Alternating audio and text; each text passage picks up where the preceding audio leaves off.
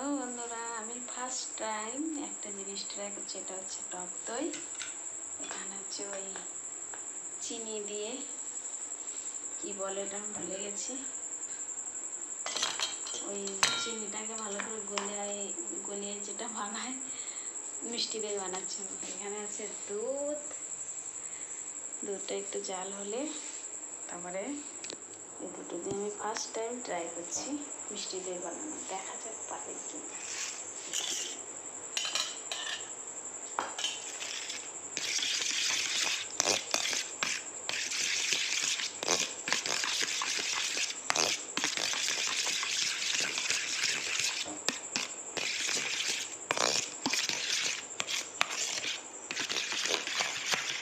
এখন এগুলো ভালো করে মিক্স করে সারা রাত ভালো করে ঢেকে এখানে রেখে দেবো, রান্না করে সকালে ফ্রিজে তুলে দেবো। পারফেক্ট হলে আপনাদের সঙ্গে শেয়ার করবো, না হলে আর শেয়ার করবো না। আমি দেখা এই দেখুন বন্ধুরা, ওই চিনির সেই কেমন যাই হোক একটা যেটা বানায় লাল লাল করে চিনিটা গলিয়ে এই যে দুধের সঙ্গে মিলিয়েছি, লাল লাল হয়ে গেছে। এখন এটা সামান্য একটু মিক্স করে তারপরে দেব টক দই, যেটা ফেটিয়ে রেখেছি সেটা দিয়ে ঢাকন লাগিয়ে সিল করে দেবো।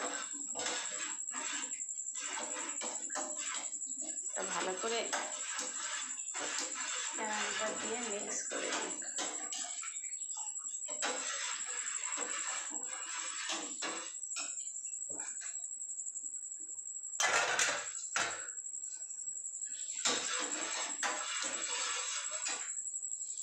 কীরকম হয় দেখাবো সকালে। হ্যাঁ, ধরো কালকে আমি রাত্রিরে দই বানানোর শেয়ার একটু করেছিলাম, মানে পুরো সব কিছু মিক্স করে সারা রাত বাইরে রেখে দিয়েছিলাম ওই ভবনীতে। মেটে হাঁড়ি ছিল না আমার এখানে, ওটা তো কলকাতায় পাওয়া যায়, এখানে কমই পাওয়া যায়।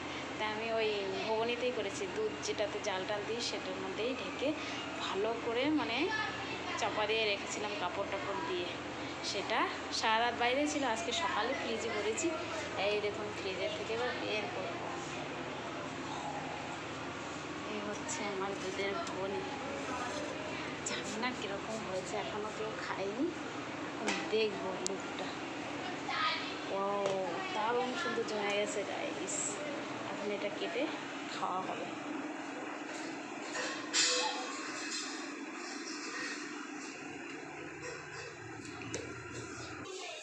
এই দেখুন কত সুন্দর জমে গেছে।